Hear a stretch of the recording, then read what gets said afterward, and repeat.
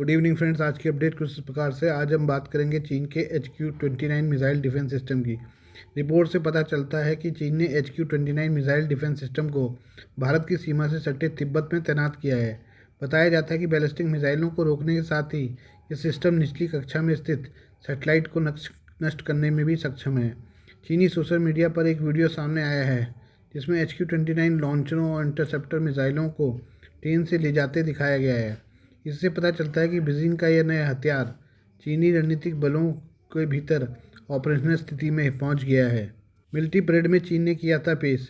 HQ-29 missile defence system को आधिकारिक तौर पर सितंबर 2025 में बीजिंग में हुई एक मिलिट्री परेड के दौरान दुनिया के सामने पेश किया गया था। बताया जाता है कि इसे उसी साल की शुरुआत में सेना में शामिल कर लिया था। इस सिस्टम को बनाने का काम 2000 के दशक की शुरुआत में ही शुरू हो गया था। सोशल मीडिया पर आए वीडियो में कम से कम 8 HQ-29 लॉन्चर को 16 इंटरसेप्टर मिसाइलों के साथ जाते हुए दिख रहे हैं।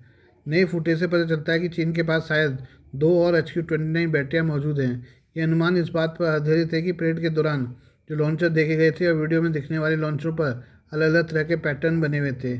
इससे संभावना बनती है कि देखे गए सिस्टम दूसरी बैटरी के हो सकते हैं। हालांकि यह सिर्फ अनुमान ही है। यह भी हो सकता है कि परेड में शामिल यूनिट को दोबारा पेंट कर दिया गया हो। चीन का HQ-29 सिस्टम क्या है?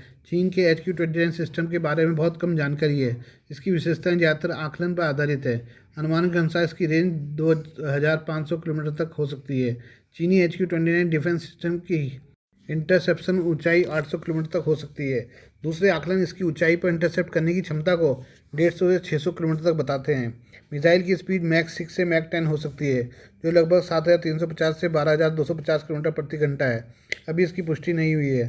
दावा किया गया कि यह बैलिस्टिक मिसाइलों के साथ ही हाइपरसोनिक हथियार और पृथ्वी की निचली कक्षा में मौजूद उपग्रहों को भी नष्ट करने में सक्षम है। चीनी HQ-29 के बारे में बताई गई विशेषताएं सही साबित होती है तो यह रूस के S-500 मिसाइल डिफेंस सिस्टम को भी पीछे छोड़ देगा। रूसी सिस्टम 600 किलोमीटर की दूरी पर मौजूद लक्ष्यों को निशाना बनाने और 200 किलोमीटर तक की ऊंचाई तक उन्हें रोकने में सक्षम है। चीन को भारत की अग्नि 5 मिसाइल का खौफ। चीन के सिस्टम की तैनाती की खबर ऐसे समय आई है जब भारत का अग्नि 6 मिसाइल कार्यक्रम पूरी तरह तैयार है। पिछले सप्ताह DRDO के चेयरमैन समीर वी कामत ने कहा कि कार्यक्रम पूरी तरह तैयार है। हमें सरकार की हरी झंडी का इंतजार है। 12,000 किलोमीटर की क्षमता वाली यह मिसाइल एक महाद्वीप से दूसरे महाद्वीप तक के लक्ष्यों में भेज सकती है।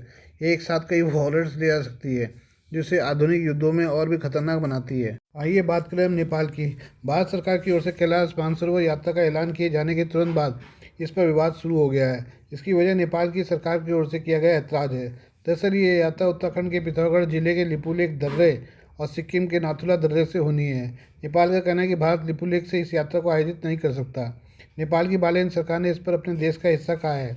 इससे पहले KP ओली की सरकार भी लिपुलेख पर विवाद खड़ा कर चुकी है।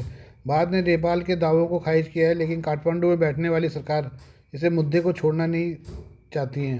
नेपाल की बालियान शाह की सरकार ने कैलाश मानसरोवर यात्रा और भारत के लिपुलेख के रास्ते चीन से व्यापार के फैसले पर गुस्से का इजहार किया है।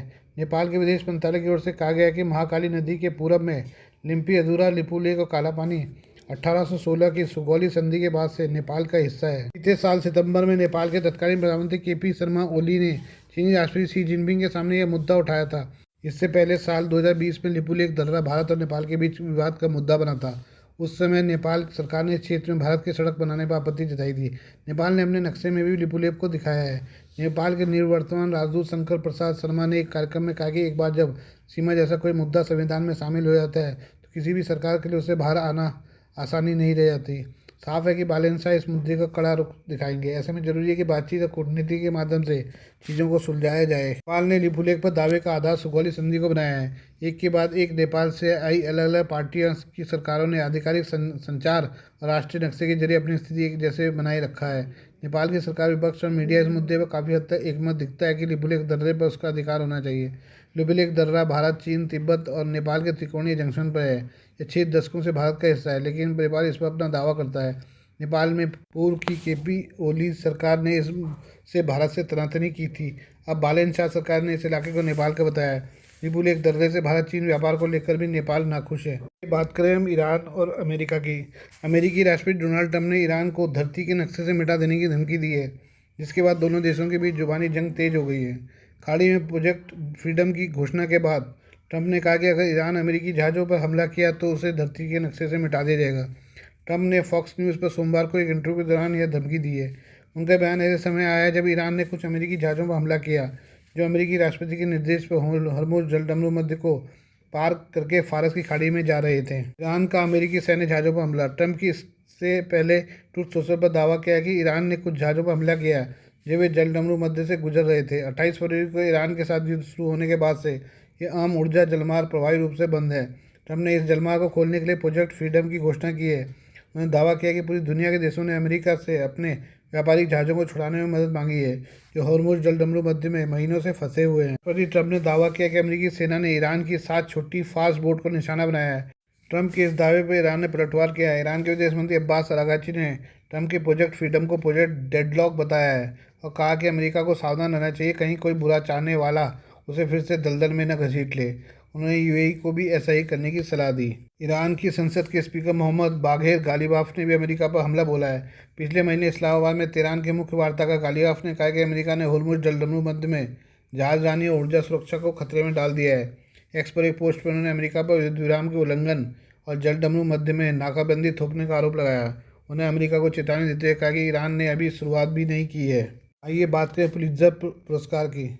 भारतीय पत्रकार आनंद आर के और सुपर्णा शर्मा को डिजिटल निगरानी और साइबर धोखाधड़ी पर उनके काम के लिए प्रतिष्ठित पुलित्ज़र पुरस्कार से सम्मानित किया गया है। सोमवार को घोषित इस पुरस्कार में आनंद और शर्मा को इलस्ट्रेटेड रिपोर्टिंग एंड कमेंट्री श्रेणी में सम्मान मिला। इस पुरस्कार को उन्होंने ब्लूमबर्ग की नताली ओबिको पियर्सन के साथ साझा किया। पुलित्ज़र पुरस्कार की वेबसाइट के अनुसार टैब्ड शीर्षक से ब्लूमबर्ग के लिए तैयार की गई यह खबर भारत की एक न्यूरोलॉजिस्ट की रोकटे खड़े कर देने वाली कहानी बयां करती है जिन्होंने जालसाजों ने डिजिटल अरेस्ट किया था। तस्वीरों और शब्दों के अनूठे संगम से तैयार इस खबर ने डिजिटल निगरानी और साइबर ठगी के बढ़ते वैश्विक खतरे को बेहद प्रभावशाली तरीके से उजागर किया। पुलित्ज़र पुरस्कार के बारे में जाने। कोलंबिया विश्वविद्यालय द्वारा संचालित पुलित्ज़र पुरस्कार पत्रकारिता, साहित्य, संगीत रचना के क्षेत्र में दिए जाने वाले सर्वोच्च सम्मानों में गिना जाता है। इसे अक्सर पत्रकारिता का ऑस्कर भी कहा जाता है।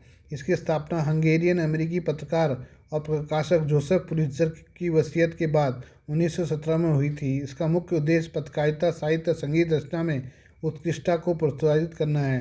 पुलित्ज़र पुरस्कार कुल 21 श्रेणियों में दी जाता है जिन्हें मुख्य रूप से 3 भागों में बांटा जाता है: पत्रकारिता, साहित्य, नाटक और संगीत। पुलित्ज़र पुरस्कार के विजेता का चुनाव पुलित्ज़र प्राइज बोर्ड करता है। यह एक स्वतंत्र बोर्ड होता है जो सभी प्रतिभागियों का बारीकी से मूल्यांकन करता है। पुरस्कार के रूप में विजेताओं को एक प्रमाण पत्र और $15,000 की नकद राशि दी जाती है।